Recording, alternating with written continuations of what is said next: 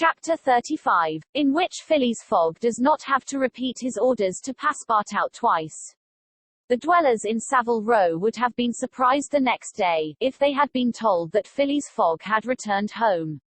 His doors and windows were still closed, no appearance of change was visible. After leaving the station, Mr. Fogg gave Passepartout instructions to purchase some provisions, and quietly went to his domicile.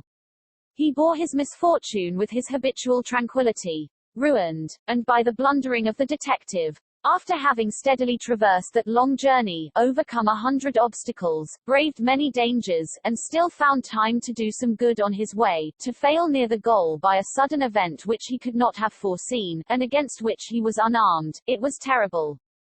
But a few pounds were left of the large sum he had carried with him. There only remained of his fortune the £20,000 deposited at Barings, and this amount he owed to his friends of the Reform Club.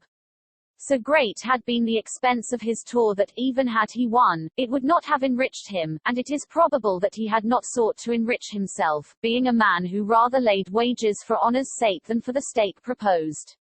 But this wager totally ruined him. Mr. Fogg's course, however, was fully decided upon. He knew what remained for him to do.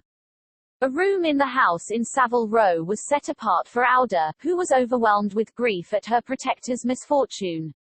From the words which Mr. Fogg dropped, she saw that he was meditating some serious project. Knowing that Englishmen governed by a fixed idea sometimes resort to the desperate expedient of suicide, Passepartout kept a narrow watch upon his master, though he carefully concealed the appearance of so doing. First of all, the worthy fellow had gone up to his room, and had extinguished the gas burner, which had been burning for 80 days. He had found in the letter-box a bill from the gas company, and he thought it more than time to put a stop to this expense, which he had been doomed to bear. The night passed. Mr. Fogg went to bed, but did he sleep? Aouda did not once close her eyes. Passepartout watched all night, like a faithful dog, at his master's door.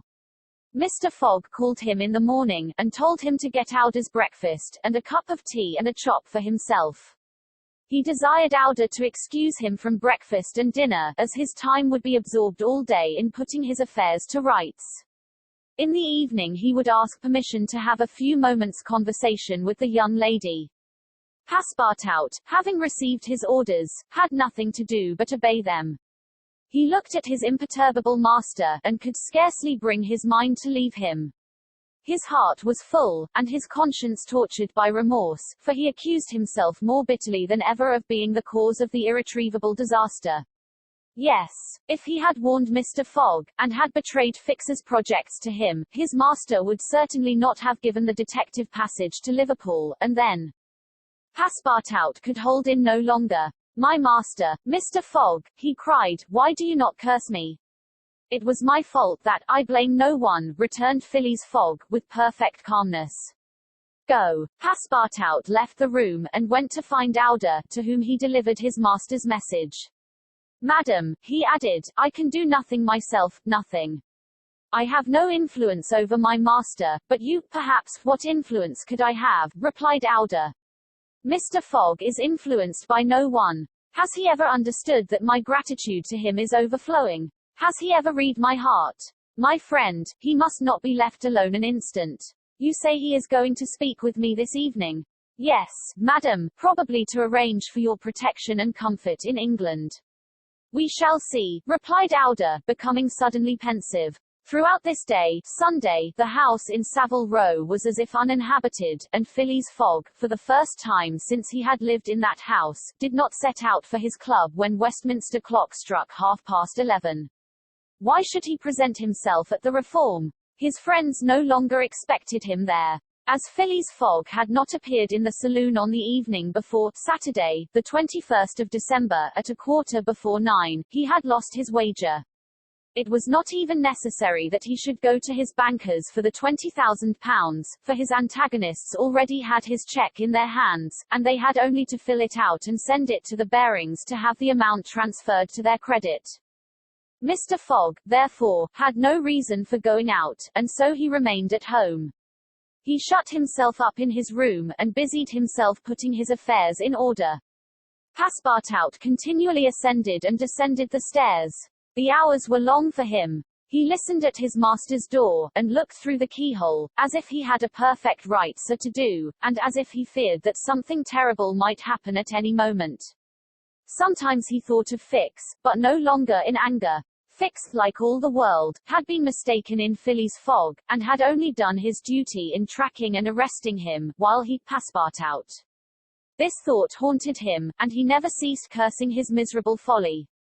Finding himself too wretched to remain alone, he knocked at Auda's door, went into her room, seated himself, without speaking, in a corner, and looked ruefully at the young woman.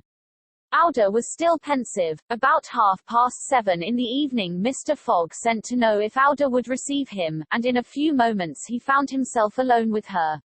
Phileas Fogg took a chair, and sat down near the fireplace, opposite Auda.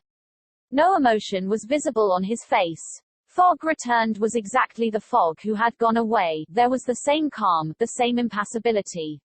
He sat several minutes without speaking, then, bending his eyes on Auda, "Madam," said he, "will you pardon me for bringing you to England?" "I, Mr. Fogg," replied Auda, checking the pulsations of her heart. "Please let me finish," returned Mr. Fogg. "When I decided to bring you far away from the country which was so unsafe for you, I was rich, and counted on putting a portion of my fortune at your disposal. Then your existence would have been free and happy.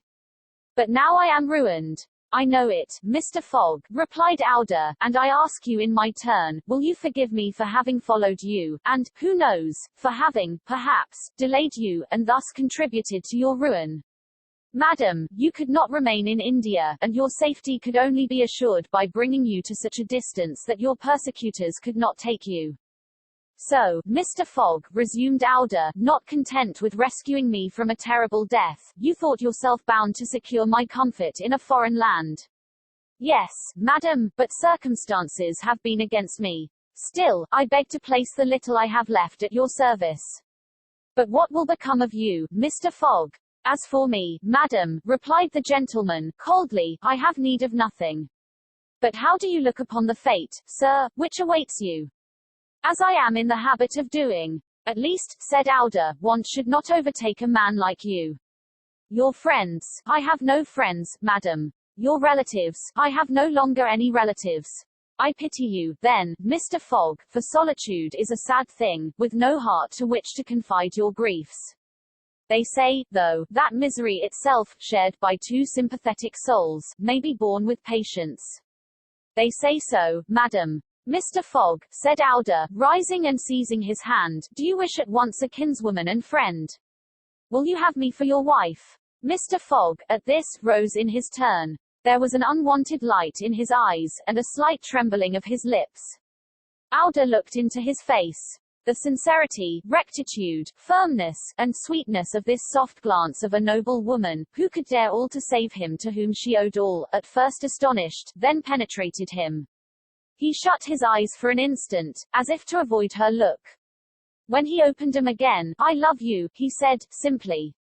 "Yes, by all that is holiest, I love you, and I am entirely yours."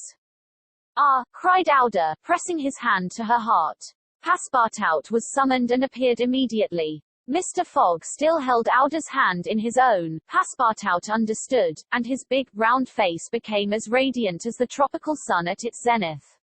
Mr. Fogg asked him if it was not too late to notify the Reverend Samuel Wilson, of Marylebone Parish, that evening. Passepartout smiled his most genial smile, and said, "Never too late." It was 5 minutes past 8. "Will it be for tomorrow, Monday?" "For tomorrow, Monday," said Mr. Fogg, turning to Auda. "Yes, for tomorrow, Monday," she replied. Passepartout hurried off as fast as his legs could carry him.